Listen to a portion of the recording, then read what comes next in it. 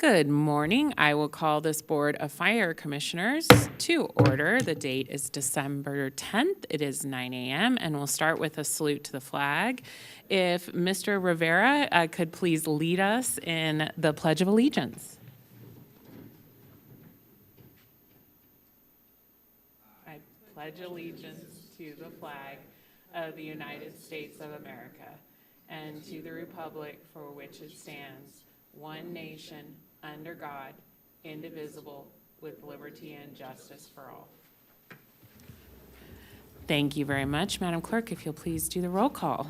Chair Alexis Hill. Here. Vice Chair Jeannie Herman. Michael Clark. Mary Luz Garcia appears to be absent. Clara Andriola. Present. Fire Chief Charles Moore. Here. Chief Deputy District Attorney Mary Canderas. Here. And I'm Chief Deputy Clerk Kathy Smith. You have a quorum. Thank you, Madam Clerk. We'll now move on to item 3, public comment. Chief Moore. Thank you, Madam Chair. Item 3 is public comment. Comment heard under this item will be limited to 3 minutes per person and may pertain to matters both on and off the Board of Fire Commissioners' agenda. The district will also hear public comment during individual action items with comment limited to 3 minutes per person. Comments are to be made to the Board of Fire Commissioners as a whole. Thank you very much, Chief Moore. And Madam Clerk, do we have any public comment? No one is signed in. I don't see anyone in the gallery either, so thank you. Oh, yes, sir. We do have someone.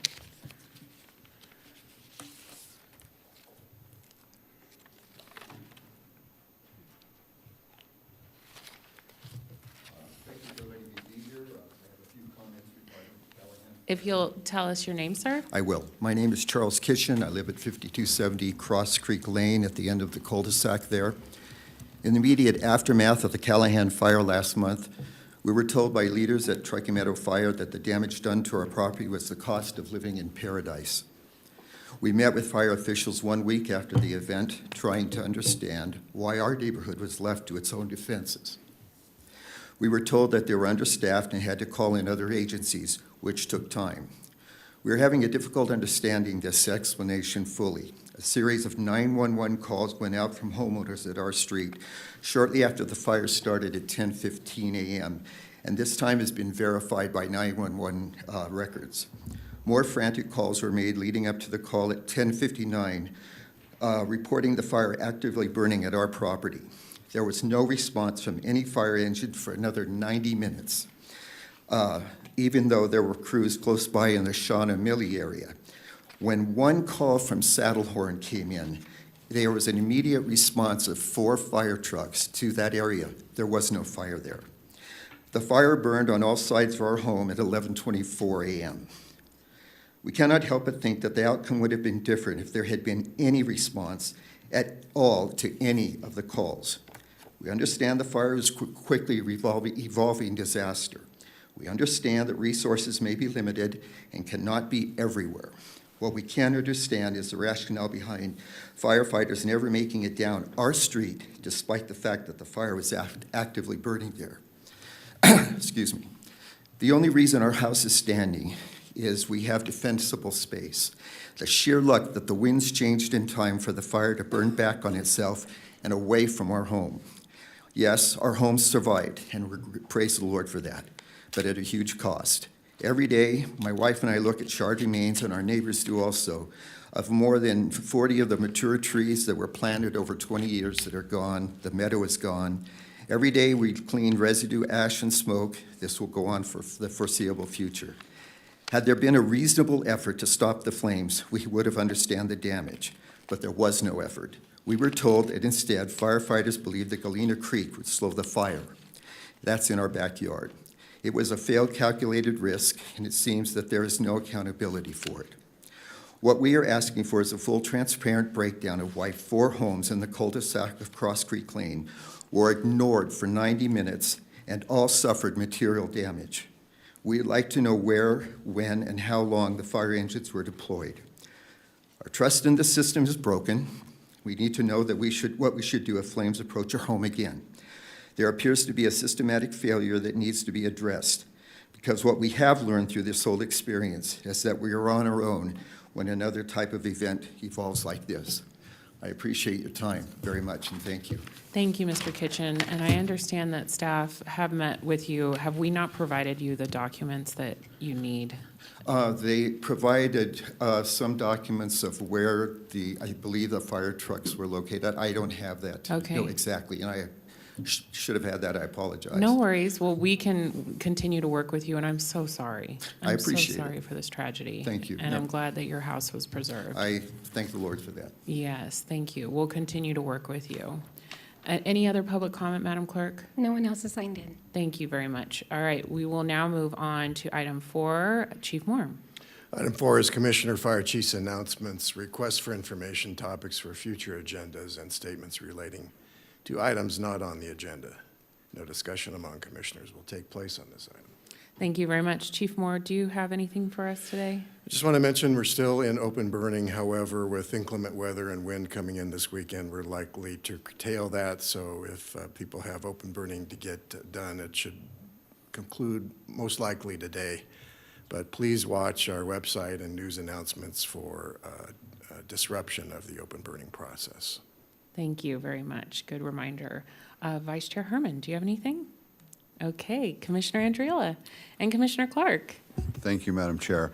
I'd like to request a meeting with the fire chief and Mr. Charles Kitchen to find out more about that situation. I'd like to have some detailed analysis, and I know you learn from every situation that you're in, and for the next go-round that we have with a fire. But I'd like to be involved in that, and I'd like Mr. Kitchen's questions to be answered, and maybe not only his questions, but his neighbors in his immediate neighborhood there. So please, if we could get that scheduled. Thank you.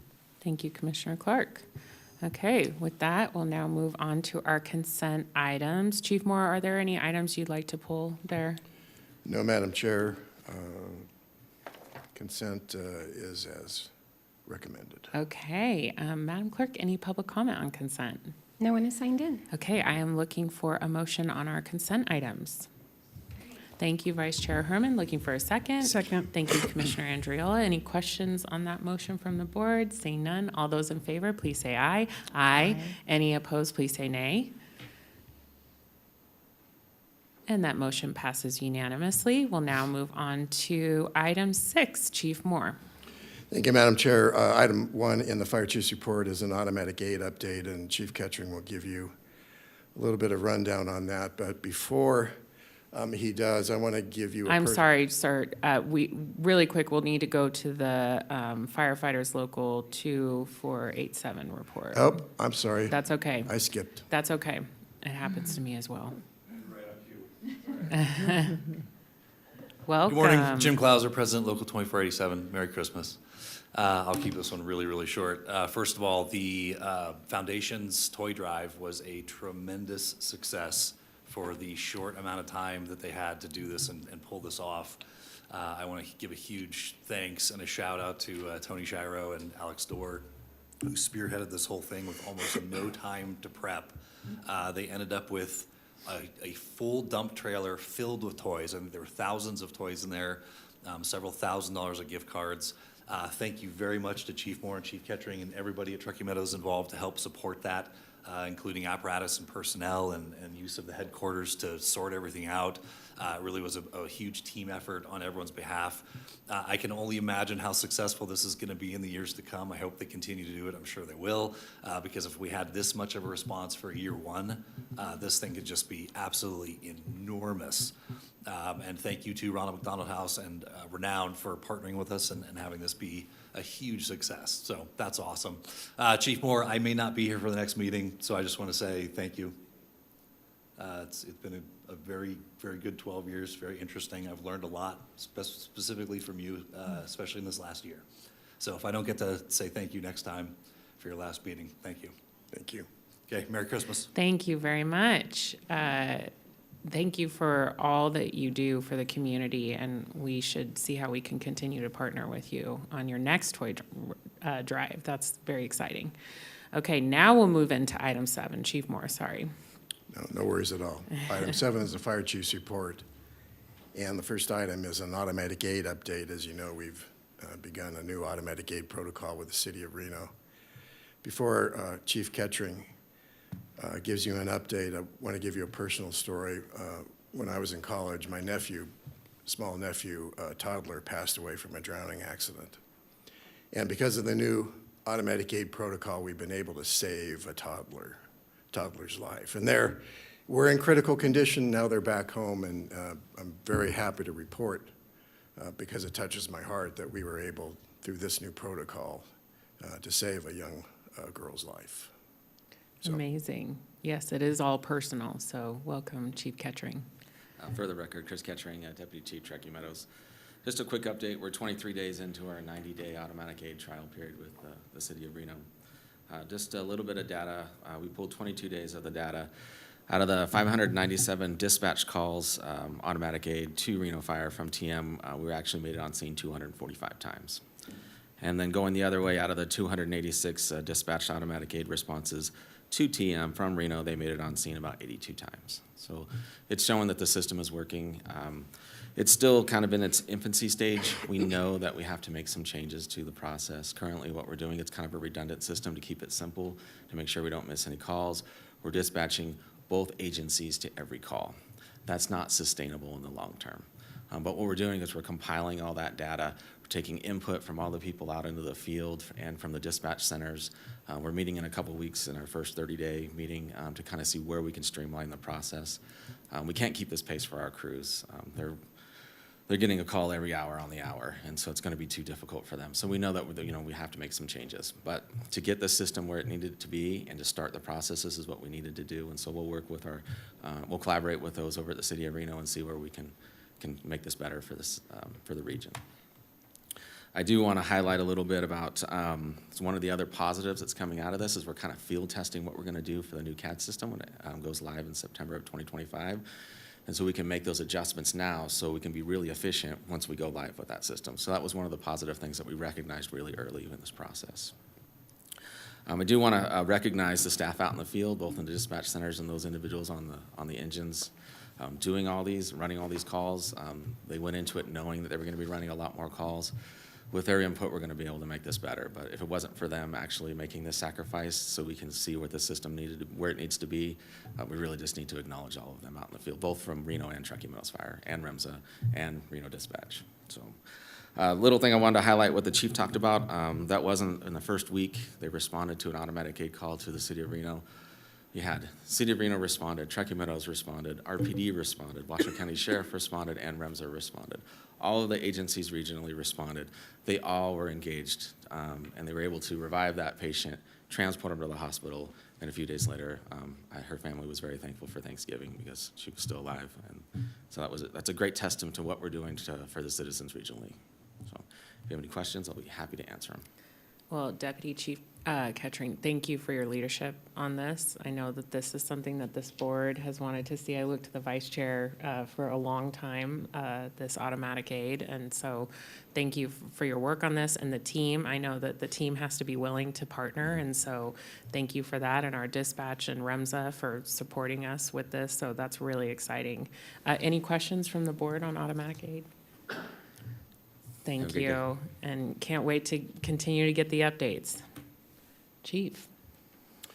Thank you, Madam Chair. Item 2 is capital projects update. We should have a building permit for Hidden Valley any day now. I understand that there's just a few more things to review with county engineering. The fences are up. We've done our practice cutting holes in the building. It's ready to come down, so I hope within the next 5 days, construction will get started in earnest. Meeting with Apple this afternoon, we have a new MOU to propose to them about funding the Apple station and just working out some details. The architectural plans are finished. We'll be submitting those for building permit very shortly, and I would expect that construction will start on the Apple station shortly after the new year. That process will take about a year to get finished. And will look a lot like Station 33 on Foothill. That's the model that we used. So with that, the second fire station to come out of the ground. And then I know everyone is anxious about Washoe Valley. I am talking to the Porter Group about finding some money at the federal level to help us get that project going. Again, the architecture won't take long to get it ready to go, because it will be modeled after Station 33 and Apple. And, but we're still working hard on trying to find approximately $15 million to help us get that one started. And that is about it for capital projects update. I'll be happy to take any questions. Any questions from the board on the capital projects? Okay. I can't believe how hard you're working, like just a month left into your contract with us. And I'm so grateful that you're continuing to work on Washoe Valley before you leave. And I really am feeling optimistic that we can get some funds to make that happen. So thank you, Chief. Thank you. Anything else? I don't think so. I want to talk a little bit about the fire chief recruitment update. We've signed the contract with Bob Murray and Associates. The clerk will hand out a timeline for you so you understand the milestones and the dates associated with that. We have had a kickoff meeting on the 6th of December. The next item in there will be stakeholder interviews. We're proposing to have some meetings with the public, and certainly with the E-Board, with the union, and certainly with the board, perhaps one-on-one, about the qualities you'd like to see in the next chief. And once that's completed, we'll get the brochure produced and circulated. They've already advertised that the position is coming up soon on their website. So I would think that by May, that you'll have the opportunity to select your next chief and get them ready to go in the month of June or July at the latest. Great. And I asked the board, look at that, the week of 4/11/25 on your sheet. It says recruiter presents candidates and makes recommendations. And it says that this would be Bob Murray and Associates and Commission Board via Zoom. So I think what the recommendation there is to have 2 board members sit in and make those recommendations. And I would be happy to have that on a formal agenda so we could create a 2-board search committee and make a recommendation and vote on those members as a board if the board feels comfortable, or we could have the chair and vice chair do that. We can have that discussion at a later date, but I wanted you to start thinking about, that, and I think opening it up to other members of the board to be part of that search process is appropriate as well. So thank you for your update on that, Chief. Is there any questions on the recruitment from the board or concerns when you're looking at the sheet? I'm not seeing. Vice Chair Herman, were you going to say something? Okay, great. Thank you very much. All right, Chief, I'm not seeing any other thoughts or comments from the board. Item 4, we wanted to give you a brief update on the strategic plan and some milestones that we've made. I don't want to go through each one of those for time's sake, but we've also given you the summary of the goals and objectives. We're making good progress. I'm excited to see some solar going in on Station 45 in Sun Valley fairly soon. And it's been a good template for us for budget planning and also for the execution of our goals and objectives. So if there's any questions about what we're doing, please ask. But staff's fully engaged on using the plan every single day, every single week to try to keep us on track. And Chief Moore, with your exit, I'm assuming that we've got leaders on each piece of the plan to continue moving it forward. Absolutely. Great. That's wonderful. Thank you. And Any finally, questions? if there's any comments or questions about the monthly response statistics, I will mention that we're not done burning up sagebrush. I think just a few days ago, we had a small fire. So even in now December, you'd think that we'd be done with wildfire season, but we're not. So we want to urge the public, again, to use caution, because until we get a substantial amount of precipitation, rain, and or snow, we're still going to have this problem. So even though we're late in the year, we want our citizens to be mindful that accidents can still happen and we can still have brush fires, which we have been having, unfortunately, way too late in the season. And that concludes my report. Okay, any questions or comments for the chief? I'm not seeing any from the board. Okay, great. Thank you, everyone, for that. We'll now move on to item 8. Item 8 is a recommendation to accept Truckee Meadows Fire Protection District's audited financial statements for the fiscal year ended June 30th, 2024, as presented. Approve the reappropriation of $204,191 in the Capital Projects Fund and $87,094 in the EMS Fund for purchase order encumbrances committed in fiscal year 2023-2024, and authorize the district to proceed with distribution of the financial statements for public record as required by law. Good morning, Commissioners. Cynthia Vance, Chief Fiscal Officer for Truckee Meadows Fire. And with me today, I do have Kurt Schlicker. He's available for questions, too. He is the partner in charge with Ide Bailey on the audit. I'll just give a brief presentation, a summary of the financial statements, and then any questions or any details you guys like at the end. So we are fiscally sound, but we do see some decreases this year. The general fund did, ending fund balance is $2.9 million, which is 22% of the current year expenditures. This decrease was planned, but some of the decrease is due to also collections from fuels companies, particularly like NV Energy. If they don't come within 60 days of year end, we do not get to record them as revenue. So we have the expenses without the revenue offsetting it on some of that. The general fund is also the sole source of revenue for the sick annual comp benefits fund, capital projects fund, with some exceptions in the debt service fund. And it does do some support of the EMS fund in its infancy as it's growing. So the general fund transferred $250,000 to the sick fund, $3.6 million to the capital, and just over $1 million to the debt service to equal to principal and interest payments. It did transfer $250,000 to EMS, but we had over $1 million budgeted. It didn't need to have that much. Okay. Let's see here. The emergency fund is the our other special revenue fund, which is a major special revenue fund. And during fiscal year 24, we use that for all types of fire assignments, including out-of-district ones, not just our district emergencies. It's allowed to hold $1.5 million in deposits. It can be found on page 62 if you're following along. I should also mention that. At the end of the year, we had $1.3 million in receivables, but about $300,000 of that was deferred because it wasn't received within the 60-day notice.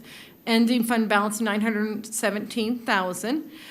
Because of the out-of-district assignments and the growth of that, we have decided towards the end of fiscal year 24 and for fiscal year 25 to actually create the new cost center in the general fund, because those are all reimbursed and they're not just district emergencies. So now we are going to hold the emergency fund for just district emergencies.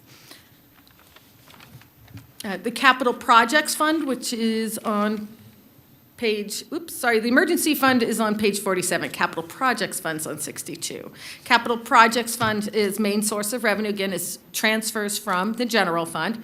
However, we did also see reimbursements from about $617,000 of reimbursements from Apple and E911. So that's for the construction of the new station and then for the Purvis system that was reimbursed.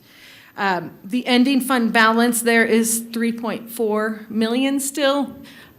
So that will be rolled over, and most of that is all the construction projects with whether it's remodeled and new facilities, planning and construction. The emergency medical service funds, again, this was new, started in July 1st, 2022.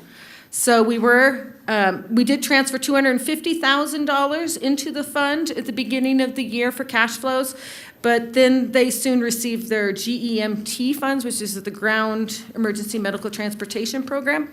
That was almost $5 million. So that included, excuse me, about over $3 million related to fiscal 22, yeah, the years. And then we got another one for $1 million that actually was for the prior. So they re-reviewed the prior submission where we only got about 1.9 million and gave us an additional $1 million on that. So we were getting close to $3 million now a year with the GEMT funds. And for fiscal year '25, we didn't budget any transfers from the general fund. It is expected to be fully self-sufficient. Okay. Then total revenues were 6.5 million, so almost 5 million is from GEMT and 1.2 is from insurance companies and individuals for reimbursements. The salaries and expenses were 5.6 million, and those were mostly salaries and benefits for the staff scheduled as the overhead staff, the management of the facilities, and then also the individuals that man the ambulances. One thing to take in consideration, that also includes a full accrual, so they get all the pension expenses and other post-employment benefit expenses. Those get accrued and recorded directly into their fund. That is our singular business type fund, but we do have an additional proprietary fund, which is our workers' compensation fund. And that is just still to pay for claims presented prior to July 1st, 2012, related to heart and lung claims. We reimburse the city of Reno.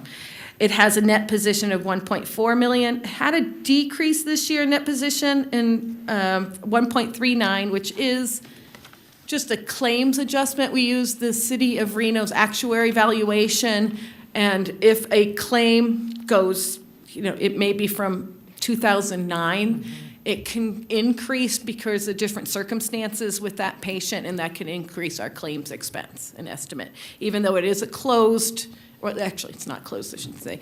Any retiree from or employee that we transfer to the city of Reno, we could have a portion of those expenditures, and they could still present until all those members are gone, fortunately.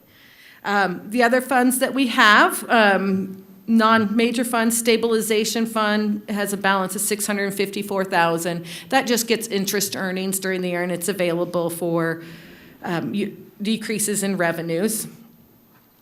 Sick and annual comp benefits fund, that is non-major, but in the basic financial statements, it does get blended to the general fund.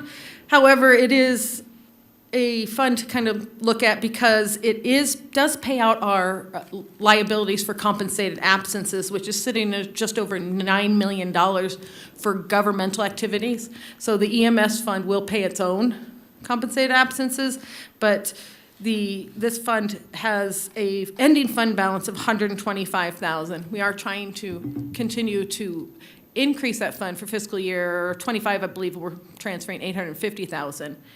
But it is getting used quite a bit, and the liability is growing. So $9 million in compensated absences.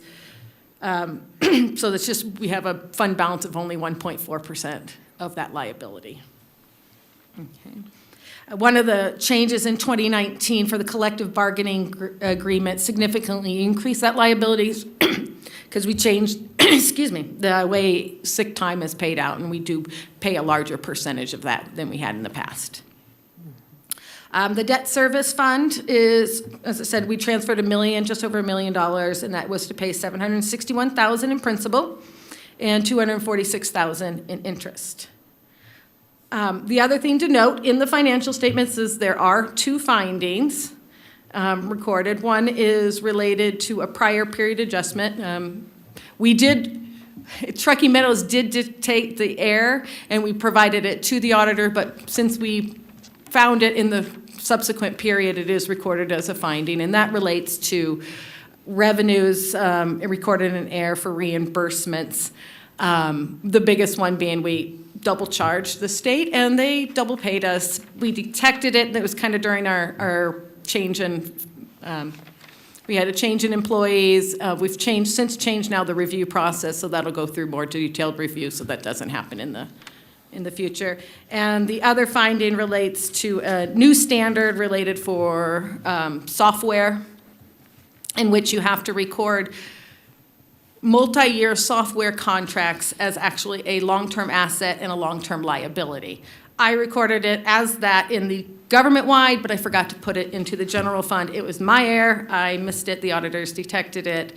And I'm hoping we actually hired a new accountant that we're going to grow into more of a succession planning for me, that they can hopefully do some additional review and catch those things, especially with new standards that are fairly complicated.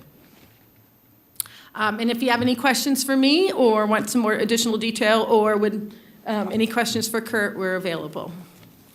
Well, thank you for going over the audited financial report, and I appreciate you highlighting the deficiencies and kind of your plan on how to make sure that, you know, you have more support. So it's a very big department, and you are a staff, I feel like, I know you do have some help, but of one in many ways. So I'm glad that you're training up a staff member to support you and then to also move into that position. So that's good news to me, glad to hear. And I'm glad that you're taking the deficiencies seriously. So I look to Chief Moore. Cindy, one question. I recall you said something about the workers' comp payments to the city of Reno, and I recall way back, and perhaps it was even before you were on the scene, that we made a buyout of some workers' comp claims. If you recall what that was, would you expand on that a little bit? Yes, we bought out all claims that had been presented prior to July 1st, 2012. So any claim that presents after that, we pay a portion. But we did pay about, I think it was close to $6 million over the 5-year buyout time. And there were some bigger claims that we bought out. And we actually, after that was bought out, they were billing us, and we went through quite a bit after that to show that, no, we bought these claims out. So there were some fairly significant heart and lung claims that were presented prior to July 1st of 2012 that we did buy out. These are exclusively heart and lung. We will be no longer responsible for any other type of workers' comp claim. But since those can present Very late. very late after Yep. retirement, during retirement, we will still hold a liability for those. Thank you. All right, I look to the board. If there's any questions, Vice Chair, do you have anything? Vice Chair Herman and Commissioner Andriola and Commissioner Clark? Okay. Well, thank you for the report, and looking forward to another great year and all the support you need. You just let this board know, please. Thank you very much. Absolutely. And this is for possible action. So, Madam Clerk, is there any public comment? There is none. Okay, I am looking for a motion from the board. I'll move to approve. Thank you very much. Looking for a second. Thank you, Vice Chair Herman. Any questions on the motion from the board? Seeing none. All those in favor, please say aye. Aye. Any opposed, please say nay. And it's on your screen. All right, that motion passes unanimously. Thank you very much. Are we doing a closed session, Chief? No, Madam Chair. Okay, we'll now move into item 10. Chief? Item 10 is Commissioner Fire Chief's announcements. I do have one announcement that I forgot. I want to let the board know we received 2 brand-new ambulances. They're getting equipped with radios and other equipment, and they should be in service within about a week to 10 days. Great news. That's awesome. That takes how long? When did we buy Oh, them? when we first ordered those, that was what, about 18 months ago? Yeah. Probably, so it takes a long time. to Yeah, get them. year and a half. Okay. Thank you for that announcement. Vice Chair Herman, do you have anything for us? Commissioner Andriola? Commissioner Clark? Okay. I don't have anything either, so we'll now move into item 11, public comment. Chief Moore. Item 11 is public comment, and comment heard under this item will be limited to 3 minutes per person and may pertain to matters both on and off the Board of Fire Commissioners' agenda. District will also hear public comment during individual action items with comment limited to 3 minutes per person. Thank you very much. Madam Clerk? Paul White.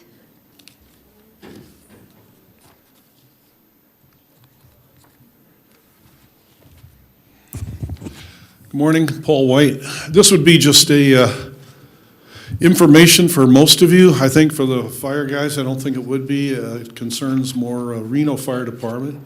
But it's something that anybody who prides themselves on being a firefighter would not want to let be out there. And that would be the longstanding drug use policy by Reno Fire Department. I don't know how familiar you are with it. Essentially, it's unique. It got them humiliated nationwide about 10 years ago when an article came out in the Gazette Journal on it. Nothing's been changed. The fire chief won't change it. You can't talk to him. Hopefully, chief, maybe he'd listen to you. Basically, the policy allows them to have DUI limit, up to 5 times DUI limit on marijuana, cocaine, ecstasy, opioids, amphetamines, and still operate machinery. And it also includes a kicker from their union where if I'm a firefighter and say chief's a firefighter and I think he's under the influence and I complain, it has a policy where you can, they can drag their heels and take their time to test them. So after 3-4 days, in which case they're not going to test positive for anything except marijuana. And if they do, then, and if they do not, which they won't, then the person who made the complaint can be fired. Now, we went around, Education Crusade, we went to every fire station in Reno, and nobody thought this was that big a deal.